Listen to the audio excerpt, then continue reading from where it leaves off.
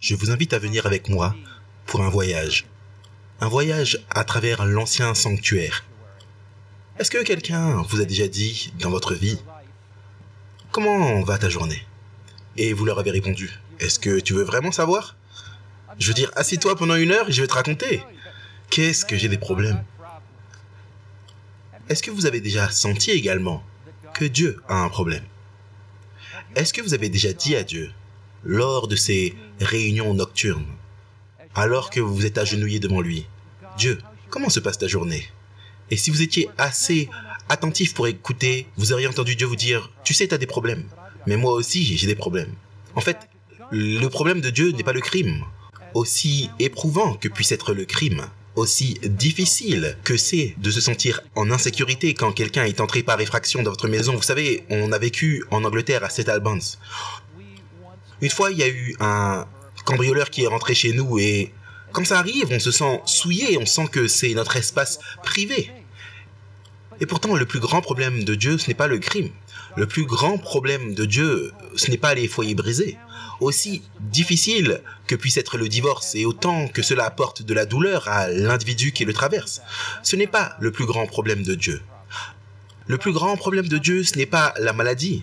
Bien que vous puissiez voir le chagrin et les larmes dans les yeux d'un homme, alors qu'il sent que sa femme meurt d'un cancer ou qu'une femme s'assoit à côté de son mari qui meurt d'une maladie cardiaque après une crise cardiaque et est en train de mourir, ce n'est pas le plus grand problème de Dieu, la maladie.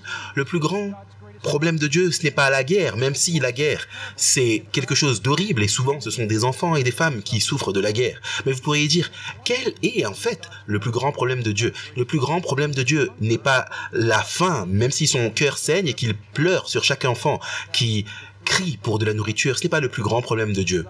Le plus grand problème de Dieu, ce n'est pas même le terrorisme mondial. C'est quoi le plus grand problème de Dieu?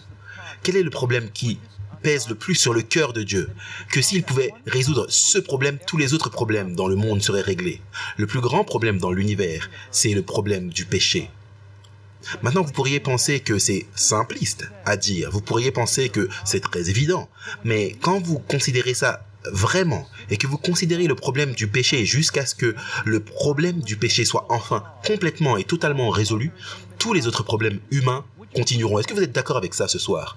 Qu'à moins que vous résolviez ce problème de péché, le problème du crime, le problème des foyers brisés, le problème de la maladie, le problème des chagrins d'amour, le problème de la souffrance, de la mort, ces problèmes vont continuer. Donc, cela nous amène à une question. Quelle est la solution ultime au problème du péché? Si vous pouvez retourner au jardin d'Éden, quand Adam et Ève ont péché, immédiatement après ce péché, Dieu leur a dit « Offrez un sacrifice ». Pourquoi? Est-ce que c'est parce que Dieu est assoiffé de sang? Pourquoi est-ce que Dieu a demandé à Adam et Ève d'offrir un sacrifice aux portes du jardin? Quel était son but? L'Écriture nous dit que le salaire du péché, c'est la mort.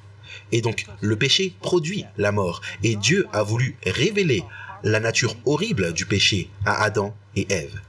Puisque le péché nous sépare de Dieu, Dieu doit avoir un plan pour faire face au péché pour toujours, pour rétablir l'harmonie, la paix et la joie dans l'univers. Alors qu'Israël était conduit hors d'Égypte avant cette époque, les êtres humains offraient des sacrifices à Dieu quand ils avaient péché. Ces sacrifices devaient révéler le sacrifice ultime de Jésus-Christ.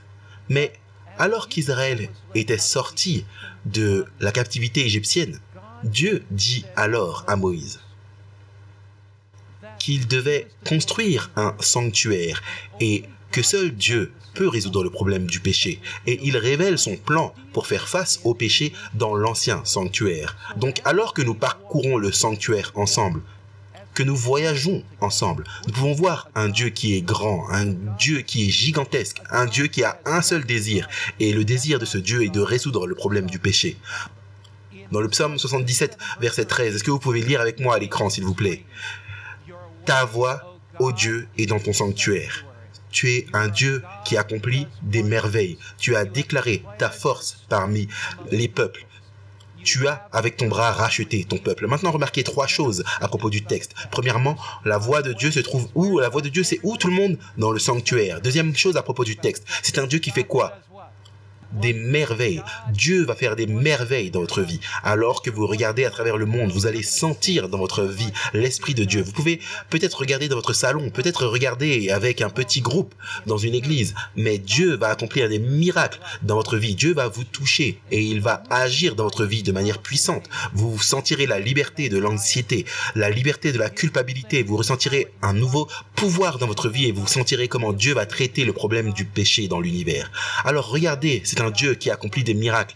Et il dit, tu déclares ta force parmi les nations. Tu as avec ton bras racheté les peuples. Donc, le but du sanctuaire est de révéler le plan de Dieu pour nous sortir de cette terre de péché, de souffrance et de chagrin. Il doit y avoir quelque chose de plus que la famine dans ce monde. Il doit y avoir quelque chose de plus que la guerre. Il doit y avoir quelque chose de plus que les chagrins, que les larmes, que la déception. Il doit y avoir quelque chose de plus qu'un trou noir dans le sol, une tombe et une longue nuit de deuil. Et il y a quelque chose. Le sanctuaire de Dieu le révèle en termes très pratiques. Comment Dieu va mettre fin à ce problème du péché dans l'univers. Vous êtes-vous déjà demandé pourquoi la méchanceté prévaut parfois? Et avez-vous déjà pensé à pourquoi est-ce que parfois les justes semblent souffrir et les méchants semblent triompher? Si vous vous êtes demandé cela, vous n'êtes pas seul. Dans Psaume 73, le verset 17, David parle de la souffrance dans le monde et il parle de la méchanceté dans le monde. Et David dit ceci, « Quand je réfléchis à comment comprendre cela, c'est trop douloureux pour moi. C'est trop douloureux de penser à des enfants qui sont tués en guerre. C'est trop douloureux pour moi de penser à la famine dans le monde. C'est trop douloureux pour moi de penser à la méchanceté et au triomphe du mal. » David dit, quand je réfléchis à la façon de comprendre cela, la méchanceté, le chagrin, les douleurs, c'est trop difficile pour moi. Jusqu'à, j'aime le mot jusqu'à, pas vous. David dit, c'est trop dur, jusqu'à ce que j'entre dans le sanctuaire de notre Dieu. Là, je comprends leur fin. Lorsque David, par la foi, est introduit dans le sanctuaire, il trouve là un refuge, il trouve là une sécurité, il trouve là la paix dans le sanctuaire. Quand David entre dans ce sanctuaire, il voit le plan de Dieu pour faire face au péché et il voit la fin du mal et la fin de la méchanceté. C'est pourquoi nous lisons ensemble Exode 25, verset 8, lisons ça ensemble. Qu'il me fasse un quoi? Un sanctuaire pour que je puisse habiter parmi eux. Vous voyez, le péché avait séparé les êtres humains de Dieu. Et le péché avait amené ce grand gouffre. Et Dieu dit, je veux que vous puissiez me faire un sanctuaire. Et là, je viendrai et je demeurerai parmi mon peuple. Je veux leur révéler mon amour dans le sanctuaire. Chaque aspect du sanctuaire révèle l'amour de Dieu. Chaque aspect du sanctuaire révèle l'attention et la bonté de Dieu. Maintenant, c'est Dieu qui a donné aux ouvriers la sagesse et l'habilité pour construire le sanctuaire. Nous allons regarder tous ces ornements dans le sanctuaire. Nous allons regarder chaque aspect du mobilier du sanctuaire dans sa construction et voir comment cela nous touche dans nos vies personnelles. C'était Dieu qui a donné aux ouvriers la sagesse et l'habileté pour construire le sanctuaire. Considérez ceci. Ils venaient de sortir d'Égypte. Ils n'auraient pas l'habilité naturelle de tisser ces fins lin. Ils n'auraient pas l'habilité de tisser cette tapisserie multicolore de violet et d'or. Ils n'auraient pas eu l'habilité de fabriquer le chandelier magnifique, chandelier à 7 branches. Dans Exode 35, verset 35, il est dit « Il les a remplis de l'habilité de faire toutes sortes de travaux, de graveurs, de designers et de tapissiers. » Laissez-moi vous donner un autre exemple que nous examinerons plus tard. Prenez le chandelier dans le sanctuaire. Le chandelier dans ce sanctuaire, en termes d'aujourd'hui, aurait valu environ 2,4 millions de dollars si vous avez calculé ça. Il était finement fabriqués. Où est-ce qu'ils avaient obtenu la compétence? L'Écriture dit que Dieu les a remplis de compétences pour faire toutes sortes de travaux, de graveurs, de dessinateurs et de tapissiers. Voici la leçon numéro 1 du sanctuaire. Quand Dieu vous appelle à faire quelque chose, il vous donne la compétence pour le faire. Si vous êtes une mère célibataire élevant 3 enfants et vous sentez que vous êtes vraiment stressé à ce sujet, alors Dieu, qui leur a donné des compétences dans le sanctuaire, vous donnera les compétences nécessaires pour gérer cela. Si en effet, vous œuvrez en tant que père pour joindre les deux bouts pour votre famille et vous luttez avec tout ça, c'est le Dieu qui nous donne la compétence et la force. Si vous vous occupez d'un parent âgé, que votre vie est maintenant quelque peu circonscrite, vous n'avez pas la liberté que vous aviez autrefois, Dieu va vous donner la compétence pour gérer ça. Le sanctuaire nous révèle que lorsque nous sommes fidèles à Dieu, il nous donne la compétence et la capacité de gérer ce qui se présente devant nous. Maintenant, il y a quelque chose d'autre concernant le sanctuaire. C'est très intéressant dans la construction du sanctuaire. Pour la construction du sanctuaire, de grandes et des préparations coûteuses étaient nécessaires. Une grande quantité des métaux les plus précieux et les plus coûteux étaient nécessaires. Où est-ce que ces Israélites qui avaient été des esclaves en Égypte, où est-ce qu'ils ont obtenu l'or? Où est-ce qu'ils ont obtenu tous ces ornements pour construire le sanctuaire? Quand ils sont sortis d'Égypte, ils sont sortis avec cet or. Dieu leur a fourni. Dieu va pourvoir pour vous le besoin le plus profond de votre vie. Nous avons le Dieu du sanctuaire, le Dieu qui pourvoit pour nous. Mais ils auraient pu emmagasiner cet or, ils auraient pu le garder pour eux-mêmes. Il y a une loi de la vie qui dit il y a plus de joie à quoi? À donner qu'à recevoir. Quand nous donnons de l'amour aux autres, nous recevons de l'amour. Quand nous servons avec bonté, compassion, nos cœurs sont remplis de grâce et de bonté. Vous voyez, Exode 35, 21 et 22 nous dit « Tous ceux qui sont venus dont les cœurs étaient remués et tous ceux dont l'esprit était disposé, ils sont venus, hommes et femmes, autant que ceux qui avaient un cœur disposé. Alors que vous venez à ces réunions, nuit après nuit, votre cœur va être remué. Dieu va agir dans votre vie. Dieu va placer dans votre cœur un cœur disposé pour faire tout ce que Dieu vous appelle à faire. Un esprit disposé pour faire tout ce que Dieu met devant vous dans votre vie. La vraie question du christianisme est de savoir qui a le cœur. Ce n'est pas un problème si vous avez de l'or, mais le problème c'est si l'or vous possède. Vous voyez, ce n'est pas un problème d'avoir de l'argent, mais le problème c'est si l'argent vous possède. Et toute la leçon du sanctuaire, de la construction du sanctuaire à chaque sacrifice offert, c'est le don de moi-même au Dieu souverain de l'univers, la reconnaissance que ce Dieu m'a créé, que ce Dieu m'a façonné, que ce Dieu m'a fait, que je ne suis pas une sorte d'accident génétique, que je ne suis pas simplement une peau recouvrant des os, mais que je viens en reconnaissant que Dieu m'a créé. Je viens au sanctuaire en reconnaissant qu'il m'a racheté. Je viens au sanctuaire en reconnaissant qu'il a un plan pour ma vie. Et je dis, Seigneur, prends mon cœur. Vous savez, il y a une merveilleuse déclaration dans Signe des temps, le 16 juin 1890. Il est dit ceci: nous n'avons pas besoin d'être découragés. Nous n'avons pas besoin d'être quoi, mes amis? Découragés. Jésus est venu dans notre monde pour apporter la puissance divine à l'homme, afin que par sa grâce, nous puissions être transformés à sa ressemblance. Quand il est dans le cœur d'obéir à Dieu, lorsque des efforts sont déployés à cette fin, Jésus accepte cette disposition et ces efforts comme le meilleur service de l'homme et il compense pour le manque avec son propre mérite divin. Quand il est dans le cœur de servir Dieu, nous venons avec toutes les verrues, les furoncles de notre vie, mais nous venons à Jésus. Et quand il est dans le cœur de servir Dieu, avec la justice divine de Christ, il compense pour notre faiblesse avec son propre mérite divin. Qu'est-ce que vous dites? Loué soit son saint nom. Venez avec moi dans ce sanctuaire. Traversons-le ce soir.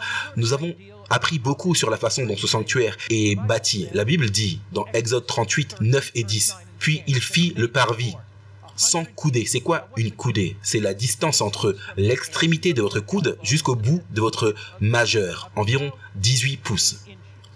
Donc ça signifie que c'est 1 pied et demi, donc c'est 100 coudées, et un coudé c'est environ 1 pied et demi, c'est 100 pieds ici. Alors, il a aussi 50 coudées pour la largeur. C'est ici, c'est environ 75 pieds. Maintenant, imaginez que vous avez péché. Maintenant, la Bible dit que le salaire du péché, c'est quoi tout le monde? La mort. Et il est dit que sans effusion de sang, il n'y a pas de quoi? Il n'y a pas de rémission des péchés. Alors, supposons que vous vous disputez avec votre voisin. Vous venez de perdre votre sang-froid et vous commencez à crier sur votre voisin. Mais plus tard, vous dites, tu sais quoi? C'était mal. Je viens de perdre mon calme. Je viens de perdre mon sang-froid. Vous devez apporter un sacrifice au sanctuaire. Et alors que vous venez avec votre agneau, vous venez ici, aux portes du sanctuaire.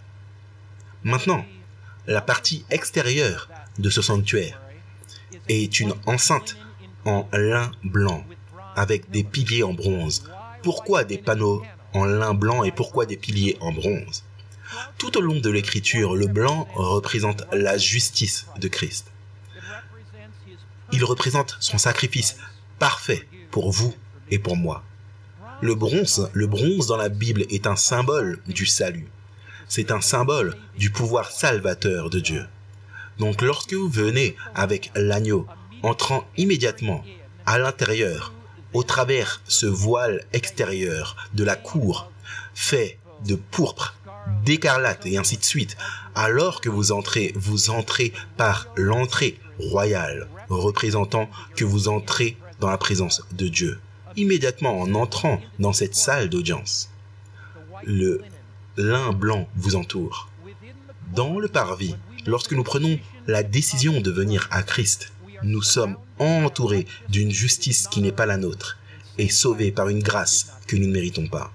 Nous entrons dans ce parvis, nous venons avec nos faiblesses, nous venons avec nos fragilités, mais nous entrons et nous sommes entourés par cette justice. Le lin blanc est une représentation de la justice de Christ, cette justice qui couvre notre péché, mais cette justice qui agit en nous pour nous changer et nous rendre nouveaux. Quand vous regardez le bronze, il y a un bon exemple de bronze dans Daniel chapitre 4. Si vous êtes étudiant de la Bible, vous reconnaissez dans Daniel 4, le roi Nebuchadnezzar a perdu la raison. Il avait ce qu'on appellerait une folie anthropique. Il a perdu la raison, il a désobéi à Dieu, il s'était rebellé contre Dieu. Et Nebuchadnezzar est sorti et a erré comme une bête. Et là, avec de longs cheveux, de longs ongles, il grognait et gémissait comme une bête plus que comme un être humain. Mais Dieu a dit, à travers Daniel, Nebuchadnezzar, ta vie va être comme un arbre, mais il va être abattu. Ainsi, il a perdu son royaume et il a erré comme une bête. Mais il est dit, il va y avoir une souche, et sur cette souche, il va y avoir cerclage de bronze et de fer. Le fer représente toujours dans la Bible la puissance de Dieu, mais l'airain représente la puissance salvatrice de Dieu, qu'il nous sauve. Et ainsi, le royaume de Nebuchadnezzar sera préservé. Donc le bronze dans le sanctuaire, pourquoi est-ce que Dieu donne cela? Pour cette raison. Ce que Dieu dit, c'est qu'alors que vous avancez vers Christ, peut-être quelqu'un est ici ce soir et vous pensez, le passé de ma vie est rempli de culpabilité et de honte. Je ne sais pas si Dieu pourrait m'accepter. Une fois que vous faites un pas vers Dieu, parce que ce désir de le connaître a été placé dans votre cœur par le Saint-Esprit, vous faites un mouvement vers Dieu et sa justice vous entoure. Et ce cerclage d'airain vous préserve. Il est le Dieu qui s'engage à vous sauver. La Bible dit que quand nous venons à Christ, 1 Jean 3, verset 2, lisons-le ensemble. Bien-aimés, maintenant nous sommes les fils de Dieu. Et pourtant, ce que nous serons n'a pas encore été manifesté. Mais nous savons que quand il apparaîtra, nous serons tels qu'il est, car nous le verrons comme il est. Maintenant, regardez ce qui est dit. Lorsque nous venons à Christ, immédiatement après notre venue, nous devenons les fils et les filles de Dieu. Maintenant, nous sommes les fils et les filles de Dieu. Est-ce que vous êtes un fils de Dieu ce soir? Est-ce que vous êtes une fille de Dieu ce soir? Maintenant, nous sommes les fils de Dieu. Mais ce que nous serons n'a pas encore été manifesté. Nous sommes venus. Et alors que nous sommes venus, il commence à œuvrer en nous, à nous transformer, à transformer nos vies, à nous rendre ce qu'il veut que nous soyons. Nous venons avec nos faiblesses, nous venons avec toutes nos déficiences, mais nous venons Nous sommes acceptés comme ses enfants quand nous venons. Nous sommes transformés par sa grâce alors que nous restons. Jour après jour, nous sommes justifiés par son sang jour après jour. Et il nous donne un nouveau pouvoir et nous sommes sanctifiés par son pouvoir. C'est le message du sanctuaire. Alors que nous venons à lui, nous passons du parvis au lieu saint où il se déplace dans notre vie pour nous sanctifier. Nous le verrons ce soir. Mais au final, dans ce lieu très saint du sanctuaire céleste, il révèle son plan pour en finir avec le péché et sera glorifié un jour dans sa présence éternelle à la dernière trompette quand il reviendra. Donc le message du sanctuaire est de savoir comment vous pouvez être racheté par sa grâce, sanctifié par sa puissance et transformé pour toujours. Alors, est-ce que vous êtes prêts à traverser le sanctuaire avec moi ce soir? Est-ce que vous êtes prêts? Allons-y. Maintenant, alors que nous entrons dans le sanctuaire, la porte fait face à l'est. Où est-ce que la porte fait face? À l'est. Alors voici la boussole. Nord, sud, ouest et est. Donc la porte du sanctuaire face l'est. C'est important. Pourquoi? Parce que pour un Israélite, entre dans le sanctuaire et il devait tourner le dos à l'est. Pourquoi est-ce que c'est important? Parce que à Babylone, ils adorent le soleil.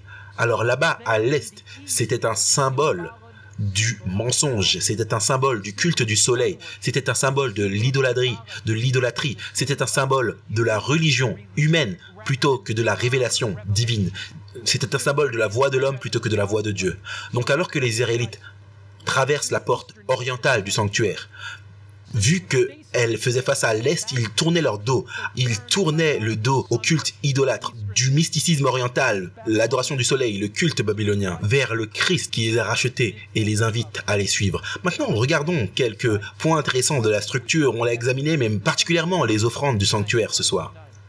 Et voyons ce que nous pouvons gagner de ces offrandes, puis de la structure du sanctuaire, les meubles. Il y a une variété d'offrandes. D'abord, il y avait l'Holocauste. Maintenant, l'Holocauste, ça pouvait être un taureau, un mouton ou un bouc. L'Holocauste avait lieu de deux façons. Premièrement, chaque matin, le prêtre prenait l'Holocauste et le plaçait sur l'autel. Il brûlait toute la journée et ensuite, la nuit, il serait mis là à nouveau. Donc 24 heures sur 24, l'Holocauste était là. Pourquoi? Je pense que nos péchés ne seraient pas confessés jusqu'à ce que nous apportions le sacrifice animal là en tant qu'ancien Israélite. Pourquoi l'Holocauste? Vous êtes-vous souvenu de chaque péché que vous avez jamais commis? Est-ce que j'ai des gens qui sont honnêtes ici? Est-ce que vous vous souvenez de chaque fois que vous avez perdu votre sang-froid? Est-ce que vous vous souvenez de chaque pensée égoïste? Est-ce que vous vous souvenez de chaque acte méchant? Voici l'incroyable bonne nouvelle. L'Holocauste, qui brûlait 24 heures sur 24, représente le Christ vivant, qui œuvre pour vous 24 heures sur 24. Et quand nous venons à lui, nous pouvons nous souvenir de nos péchés, ou pas. Mais si nous sommes ses enfants, son sacrifice est pour nous. Vous dites, mais pasteur, quel péché alors est-ce que je dois confesser? Ceux dont vous vous souvenez, parce que vous ne pouvez pas confesser ceux dont vous ne vous souvenez pas. Pas vrai? Vous voyez, certaines personnes veulent aller à la pêche dans leur vie. Eh bien, qu'est-ce que j'ai fait de mal ici? Qu'est-ce que j'ai fait de mal là? Et ils sont remplis de culpabilité. Et ils ne vivent pas la joie de la vie chrétienne. Quand le Saint-Esprit vous met sur le cœur que vous avez fait quelque chose de mal, confessez la chose qu'il vous met sur le cœur. Mais n'allez pas à la pêche pour découvrir et essayer de déterrer tout le mal que vous avez jamais fait. C'est l'œuvre du Saint-Esprit. Il va vous convaincre de cela. Donc, deux choses à propos de l'Holocauste. Numéro 1, l'Holocauste tourne 24 heures sur 24. Numéro 2, à propos de l'Holocauste, c'est ceci. L'Holocauste a lieu lorsque le Saint-Esprit a convaincu les gens de péché. Il venait alors ici à l'autel et apportait cet Holocauste. Il y avait aussi une offrande de céréales. Ça pouvait être utilisé comme une offrande de remerciement où les gens louaient Dieu pour leurs produits, mais c'était également utilisé pour autre chose. Lorsqu'une personne était trop pauvre pour amener un agneau, et s'ils étaient trop pauvres pour amener un taureau, ils pouvaient apporter des grains et les gratter ensemble. Et s'ils n'avaient pas de grains, vous savez ce que dit la Bible? Ils pouvaient apporter un pigeon. Et s'ils étaient trop pauvres et ne pouvaient pas trouver un pigeon, la Bible dit, attrapez une tourterelle et apportez-la. En d'autres termes, Dieu dit, apportez ce que vous avez. Et quand vous apportez ce que vous avez, Dieu dit, je suis là pour vous recevoir. Il y avait l'offrande de paix, Lévitique 3. C'était plus quand je commettais un péché intentionnel. Je sais que je l'ai fait, j'apporte l'offrande de paix. Il y avait l'offrande pour le péché. Il y a des moments où nous péchons et ce n'est pas intentionnel, mais l'esprit pourtant nous convainc. Et je ne voulais pas faire cela, mais je l'ai fait quand même. Donc ça, c'est l'offrande involontaire. Il y avait l'offrande pour le délit. C'est comme si une personne rompait un contrat avec Dieu. S'il n'était pas fidèle dans leur dîme, s'il rompait ce contrat, certains des fruits, les prémices, ça c'était l'offrande pour la transgression. Maintenant, vous demandez pourquoi il y a tant d'offrandes. Voici pourquoi. Parce qu'il n'y a pas de péché qui ne peut pas être expié. Il n'y a pas de péché trop grand pour que Dieu le pardonne. Tous peuvent venir et recevoir sa grâce, son pardon, sa miséricorde abondante et sa grâce rédemptrice. Vous voyez, il y a tant d'offrandes que Dieu dit à vous et moi ce soir. Quel que soit votre passé, quelle que soit la culpabilité qui afflige votre âme, quelle que soit la condamnation qui remplit votre cœur, Dieu dit, je suis là pour vous. Venez. Pas un sanctuaire terrestre, mais venez vous agenouiller devant le grand sanctuaire céleste, parce que le sanctuaire terrestre n'était qu'un modèle à l'échelle du grand originel. Maintenant, quel était le processus dans le parvis? Que se passait-il alors que le pécheur venait ici dans le sanctuaire? Quel était le processus? Lévitique 1, versets 4 et 5. Alors il posait sa main sur la tête de l'Holocauste, et il sera accepté en son nom pour faire l'expiation pour lui, et il tuera le taureau. Remarquez ceci, le pécheur venait avec le sacrifice. Il apportait ce sacrifice au sanctuaire. Il plaçait sa main sur la tête de l'offrande du sacrifice. Et le sacrifice est accepté en son nom. Qu'est-ce qui se passe quand il pose sa main au-dessus de la tête du sacrifice? Il est dit dans Lévitique 1, 4 et 5, ce sera quand il est coupable de l'une de ces choses, il doit avouer ces choses. Donc, la confession était très spécifique. Si une personne perdait son sang-froid, il ne venait pas au sanctuaire et disait « Oh Seigneur, si j'ai fait quoi que ce soit de mal, s'il te plaît, pardonne-moi. » Est-ce que quelqu'un vous a déjà fait du tort, je veux dire vraiment mauvais, et ils ont diffamé votre nom, ils vous ont critiqué, ils vous ont traîné dans la boue, ils vous ont fraudé, ils vous ont volé quelque chose, et ils se sentent un peu coupables par rapport à ça, juste un petit peu. Et ils veulent vraiment chercher à arranger les choses pour eux-mêmes, alors ils viennent et disent « Si j'ai fait quoi que ce soit de mal, s'il te plaît, pardonne-moi. » Est-ce que ça, c'est un type de confession ou pas? Qu'est-ce que vous en pensez? Non, cela n'avait pas lieu dans le sanctuaire. Ils ne venaient pas et disaient « Seigneur, si j'ai fait quoi que ce soit de mal, s'il te plaît, pardonne-moi. » Plutôt, ils venaient, plaçaient leurs mains sur la tête de l'agneau ou de l'animal et commençaient à confesser leurs péchés. Ils disaient « Jésus, je me suis mis en colère contre mon frère. Et cette colère ronge mon cœur et me remplit de culpabilité. Jésus, pardonne-moi. Seigneur, j'ai escroqué quelqu'un d'autre. Je leur ai volé. Jésus, pardonne-moi. » Et là, dans ce sanctuaire, le péché était transféré du pécheur au substitut. Et quand le péché était transféré du pécheur au substitut, le pécheur devait prendre le couteau. Et est-ce que vous pouvez imaginer cet individu prenant cet agneau? Et l'agneau avait la tête sur son genou et la personne sort le couteau et tranche la gorge de l'agneau et le sang coule sur la jambe de cette personne. Et il voit cet agneau trembler et il regarde cet agneau mourir. Vous dites, c'est terrible, l'agneau n'a rien fait. Voici l'agneau de Dieu qui ôte le péché du monde. Chaque agneau qui est mort représentait le Christ qui serait suspendu à la croix avec des clous dans les mains et du sang coulant sur ses poignets et une foule et une couronne d'épines sur sa tête. Donc Romains 8 verset 1 est vrai, lisons-le ensemble s'il vous plaît. Il n'y a maintenant aucune condamnation pour ceux qui sont en Jésus-Christ. Vous voyez, à l'autel du sacrifice, la culpabilité de notre péché est transférée à Jésus. Qui portait le péché quand le pécheur venait au sanctuaire? Qui le portait? Qui l'avait? Vous savez, le pécheur le portait. Et il était accablé de culpabilité, il était accablé de honte, il était accablé de condamnation. Il était accablé. La culpabilité détruit la joie de vivre de beaucoup de personnes. Qui portait la culpabilité après que le pécheur ait confessé son péché? Qui la portait? Le péché était transféré, la culpabilité, sur l'agneau. Et l'agneau est mort et le sang était ensuite emmené dans le sanctuaire et serait aspergé devant le voile. Combien de fois le sang était-il aspergé devant le voile? Combien de fois? 7 fois. Pourquoi est-ce que le sang était-il aspergé 7 fois? Jésus a été blessé 7 fois. Ils lui ont fouetté le dos, numéro 1. Ils lui ont mis une couronne d'épines sur la tête, numéro 2.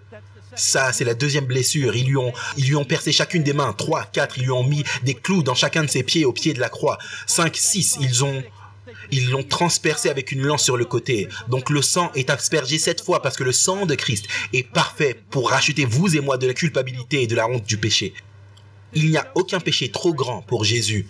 Il est l'agneau mourant, comme il est dit dans 2 Pierre 1. Dans 2 Pierre 1, 22 et 24, qui porte nos péchés sur le bois. Voici la réalité. Soit vous allez porter votre propre culpabilité, ou Jésus va la porter pour vous. Soit vous allez porter cette culpabilité, cette honte, et cette inquiétude et cette condamnation. Beaucoup de gens se sentent coupables, pas à cause de ce qu'ils ont fait, mais à cause de ce qu'ils n'ont pas fait. Ils regardent en arrière et ils disent « j'aurais dû faire ceci, j'aurais dû faire cela ». Nous venons avec toute notre culpabilité au sanctuaire. Nous disons, Jésus, tu prends tout, tu la prends de moi. Maintenant, bien que la grâce soit gratuite, le coût du péché est énorme. Bien que la grâce soit gratuite, le coût du péché est énorme. Le coût du péché, c'est le coût du sang de Christ. Et quand le pécheur tuait l'agneau, il pouvait voir le sang de cet agneau qui était versé et il sentait le prix du péché pour Dieu. Quand nous venons dans notre imagination à la croix et nous sentons Christ mourir pour nous, Zacharie 12, verset 10, lisons-le ensemble. Ils regarderont à lui qu'ils ont percé et ils pleureront pour lui comme on pleure pour son fils unique. Alors venant au sanctuaire, venant avec notre agneau, dans notre imagination, nous voyons Christ mourir pour nous sur la croix du calvaire. Et là, alors que nous voyons Jésus mourir, nous sentons ce que nos péchés ont fait à Christ. Et c'est le plus grand remède pour vaincre le péché dans votre vie. Le plus grand remède au péché, ce n'est pas la peur de l'enfer. Parce que si vous craignez seulement l'enfer, vous voudrez avoir le péché plus que l'enfer. Vous voyez, c'est la plus grande motivation pour vaincre une mauvaise habitude ou une habitude pécheresse dans votre vie. Si cette motivation, c'est simplement la joie du ciel. La joie de faire la chose temporaire que vous voulez faire va devenir plus grande. Alors, quelle est la plus grande motivation? La plus grande motivation, c'est de savoir que Christ me veut plus au ciel, plus que toute autre chose. Et que son amour est si grand pour moi, que chaque fois que je lui tourne le dos et que je pêche, cela brise son cœur. Et il pleure, parce qu'il sait que le péché est autodestructeur, et il sait qu'il va me détruire, et il pleure là-dessus. Il y a une déclaration dans un livre appelé « Éducation » qui m'a vraiment impressionné quand je l'ai lu. Il dit « Ceux qui pensent au résultat d'accélérer ou de ralentir la propagation de l'évangile pensent à cela par rapport à eux-mêmes dans le monde. Peu pensent à cela par rapport à Dieu. Peu pensent à la souffrance que le péché a causée à notre Créateur. Tout le ciel a souffert dans l'agonie de Christ. Mais cette souffrance n'a pas commencé ou pris fin lors de sa manifestation dans l'humanité. La croix est une révélation à nos sens émoussés de la douleur que le péché, depuis sa manifestation, a apporté au cœur de Dieu. Chaque écart du droit chemin, chaque acte de cruauté, chaque échec de l'humanité d'atteindre son idéal lui apporte du chagrin. Alors que nous regardons à la croix et que nous voyons Christ portant les péchés et la condamnation du monde, nous voyons Christ suspendu là, rempli de culpabilité et de honte, notre culpabilité, notre honte, alors que nous voyons sa vie, la vie du Fils divin de Dieu, être éteinte sur la croix. Nous voyons l'agonie de tout cela. Alors que nous voyons cela, cela apporte du chagrin à notre cœur. Vous savez, supposons, mais voici un enfant, et il s'approche et touche un poil très chaud, se brûle la main. Mais 5 minutes plus tard, il passe et le touche à nouveau. 5 minutes plus tard, il passe et retouche. Qu'est-ce que vous dites? Ça ne lui a pas vraiment fait mal, pas vrai? Parce que si ça lui avait vraiment fait mal, qu'est-ce qu'il aurait fait? Il ne toucherait plus ce poil, pas vrai? Quand le péché nous fait assez mal, nous nous mettons à genoux et nous nous repentons avec le cœur brisé. Nous disons, Seigneur, je sais que ce que je t'ai fait t'apporte de la douleur. Et la raison pour laquelle cela t'apporte de la douleur, c'est parce que tu ne peux pas aimer sans douleur. Et ton amour pour moi est si grand que cela me brise le cœur lorsque je te brise le cœur. Et c'est la nature même de notre amour envers Dieu. Il y a deux façons dont le péché a été transféré au sanctuaire.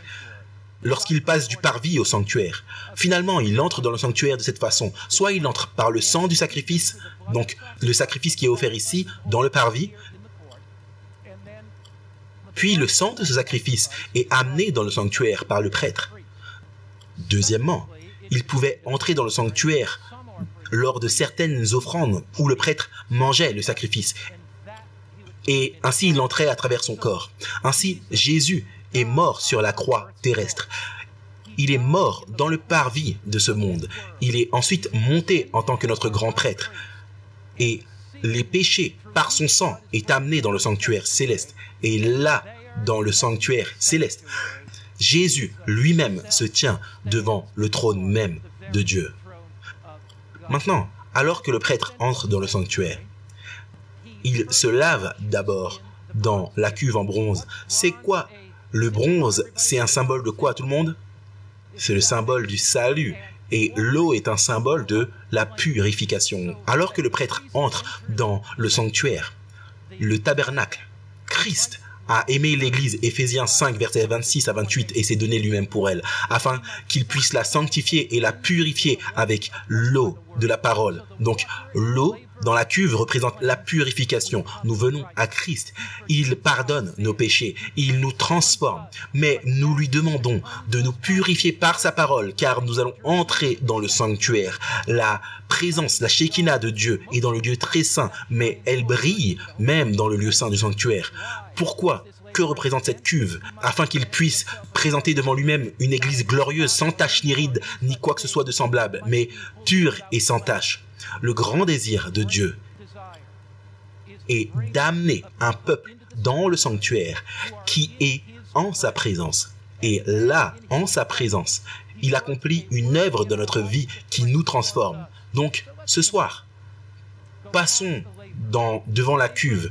La cuve d'airain parle des prêtres royaux. Elle parle des représentants du Dieu vivant. Elle parle d'être rachetés par sa grâce. Elle parle d'être justifiés par sa mort. Elle parle d'être purifiés par sa parole. Chaque élément du sanctuaire est un élément qui parle à vous et moi de la gloire, de la grâce de notre Dieu. Maintenant, allons ensemble dans ce lieu saint et voyageons là ce soir. Dans le lieu saint de ce tabernacle, il y avait deux parties. L'une était appelée le très saint derrière le voile et l'autre s'appelait le lieu saint. Dans ce lieu saint, il y avait trois éléments de mobilier. Il y avait le chandelier d'or à 7 branches, il y avait la table des pains de proposition et il y avait l'autel d'encens. Quelle importance avait ceci pour nos vies chrétiennes et comment, alors qu'en les contemplant, ils peuvent devenir transformationnels pour nous? Le chandelier à 7 branches représente le ministère septuple du Saint-Esprit, œuvrant à travers la parole de Dieu pour élever le Christ vivant. La seule lumière dans le sanctuaire est cette lumière qui vient du chandelier. L'Écriture dit que Dieu est lumière et en lui il n'y a pas de ténèbres. Le chandelier représente le Dieu qui veut éclairer votre vie. Quand vous avez du mal à prendre une décision et que vous regardez vers l'avenir plein de ténèbres, le Saint-Esprit, à travers la parole, veut éclairer votre vie. L'Esprit de Dieu illumine les ténèbres de l'esprit de l'homme à la connaissance de Dieu dans la vie spirituelle, afin que vous vous souveniez où l'Écriture dit dans le psaume 119, verset 105, « Ta parole, finissez ça, est une lampe à mes pieds et une quoi ? Lumière sur mon sentier. » Vous savez, c'est le langage du sanctuaire. Donc ce message du sanctuaire dit: remplissez votre esprit de la parole de Dieu. Là où vous êtes confus concernant la vérité, remplissez votre esprit de la parole de Dieu. Lorsque les choses semblent sombres et peu claires, remplissez votre esprit de la parole de Dieu. C'est cette parole de Dieu qui illumine nos vies. Jésus dit: je suis la lumière du monde. Jean 8, 12. Psaume 119, 105 dit que ta parole est une lampe à mes pieds et une lumière sur mon sentier. Nous venons du chandelier vers la table des pains de préposition. La table des pains de préposition, la seule lumière qui était projetée dessus, c'était la lumière qui venait du chandelier. Donc, la lumière de Dieu brille sur cette table. La parole de Dieu illumine tout le lieu saint. Maintenant, la table des pains de proposition s'appelait aussi la table de la présence. Regardons un peu à comment est-ce que cette table des pains de proposition était construite. Exode 25, versets 23 à 30. Vous ferez également une table de bois d'acacia, 2 coudées. Rappelez-vous, une coudée, c'est environ 1,5 pied, environ 3 pieds. Ce sera sa longueur. Une coudée de largeur et une coudée et demi sa hauteur. Et vous la recouvrirez d'or pur. Maintenant, la table était faite de quel type de bois? Du bois d'acacia. Maintenant, le bois d'acacia était un bois commun en Israël. Quand vous regardez le bois d'acacia, ce n'est rien de spécial. Jésus est la racine hors d'un sol sec. Mais voici quelque chose d'important au sujet du bois d'acacia. Il ne pourrirait jamais. Il était extrêmement léger, facile à transporter. Une autre chose, si vous regardez les botanistes et si vous regardez les naturalistes, ils vous diront que le bois d'acacia est presque indestructible. Donc Jésus vient, cette racine hors du sol sec, il vient comme celui qui n'a aucune apparence de grandeur. Il tabernacle dans la chair humaine. Le bois d'acacia représente l'humanité de Christ. Mais notez ce que dit l'Écriture. Il est recouvert d'or pur représentant la divinité de Christ. Christ est pleinement Dieu, Christ est pleinement homme. Et Jésus a quitté le ciel. Et ici, le voici, le divin Fils de Dieu, le roi de l'univers. Donc, dans l'architecture même du bois d'acacia, nous comprenons que Jésus est pleinement homme et que Jésus est pleinement Dieu et qu'il est au ciel intercédant pour nous. Jésus est le roi et le souverain sacrificateur. Il y avait 12 pains, un pour chaque tribu d'Israël. Ils étaient placés sur cette table représentant le Christ. Christ nous soutient. Il nous élève 12 pains.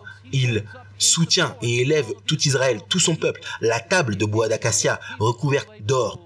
2 coudées de long, 1 coudée de large, 1 coudée et demie de haut. La moulure d'or. Tout cela représente la beauté, la gloire, la majesté de Christ. Maintenant, chaque sabbat, selon Lévitique 24, 5 et 9, chaque sabbat, le prêtre entre dans ce lieu saint. Il met du pain frais sur cette table. Et là, il établit une alliance éternelle afin que chaque sabbat, le peuple de Dieu vienne adorer pour louer, se réjouir du pain de vie. Du pain frais était placé là, chaque 7e jour, chaque sabbat.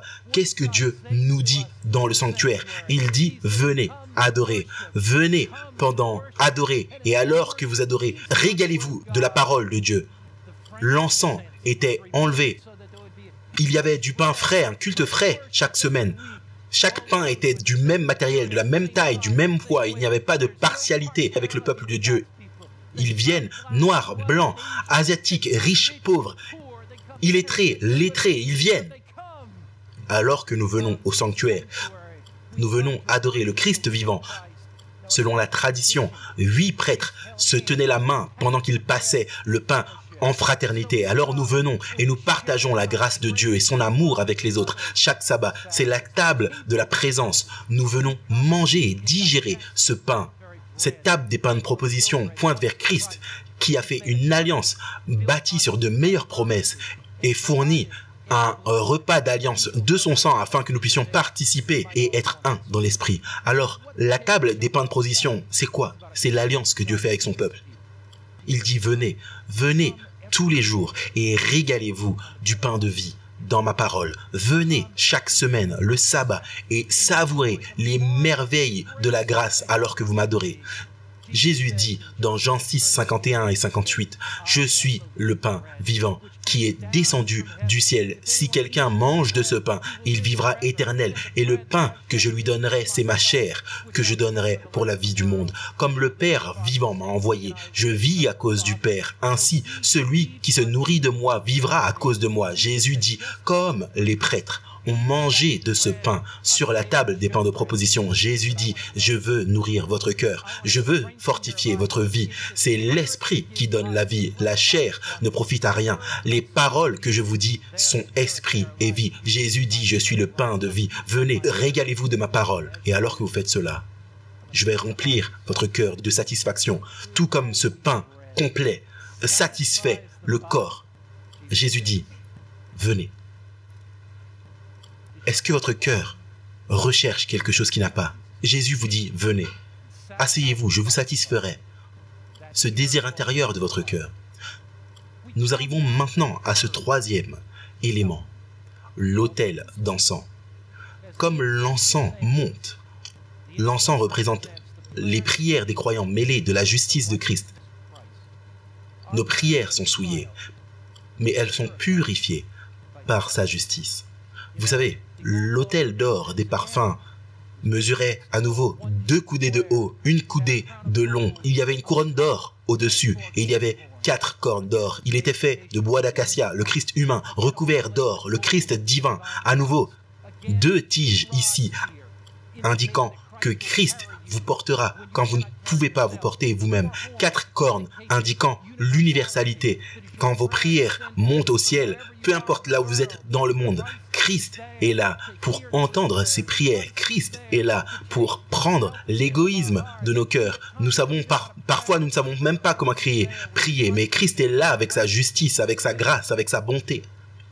Mais surtout, lorsque ces prières montent au ciel, elles représentent les prières de Christ pour vous et pour moi, dans le sanctuaire céleste. Vous sentez-vous faible ce soir?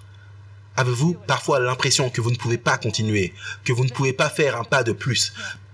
Vous sentez-vous parfois dans votre vie submergé par le découragement, la déception? Sentez-vous qu'il y a une faiblesse?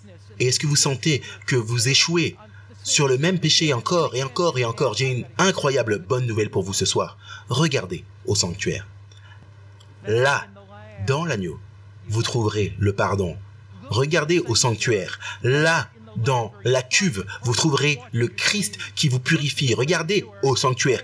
Là, à la lumière du chandelier, vous trouverez la lumière de Dieu illuminant votre cœur. Regardez au sanctuaire. Là, vous trouverez le pain de vie pour satisfaire votre âme. Regardez au sanctuaire. Là, vous trouverez dans l'autel, alors que vos prières montent, les prières de Christ se joignent aux vôtres et le Christ prie pour vous. Et parce que Christ prie pour toi, tu vas réussir, mon frère. Parce que Christ prie pour toi, tu vas réussir, ma sœur. Parce que Christ prie pour vous. Vous n'échouerez pas. Il vous prendra par la main et il vous conduira d'ici à l'éternité. Je le servirai à jamais, pas vous?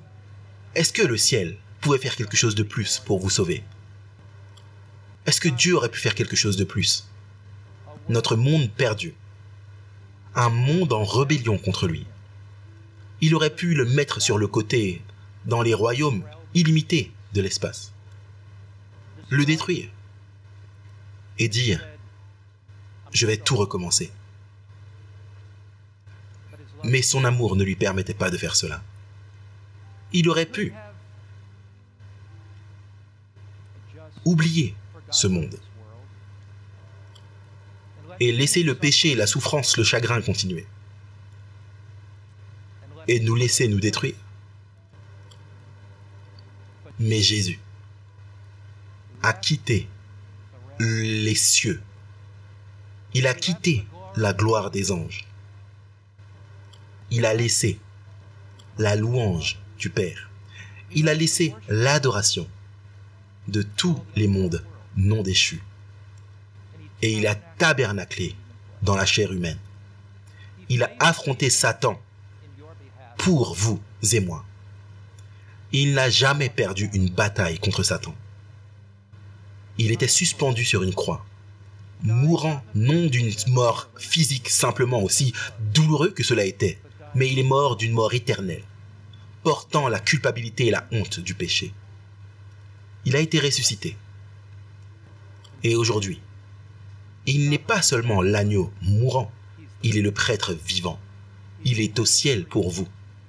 Et il a donné toutes les ressources pour vous racheter, toutes les ressources pour vous sauver. Il n'y a rien qu'il ne ferait pas pour vous. Vous êtes si précieux pour lui. Vous êtes si important pour lui. Ouvrons-lui nos cœurs, maintenant alors que nous prions. Père céleste, alors que nous parcourons le sanctuaire, nous sentons que dans le sanctuaire, nous voyons Christ. Nous le voyons comme notre agneau mourant. Et en ce moment, ce soir, nous venons. Nous venons dans notre imagination, dans le sanctuaire. Nous confessons nos péchés.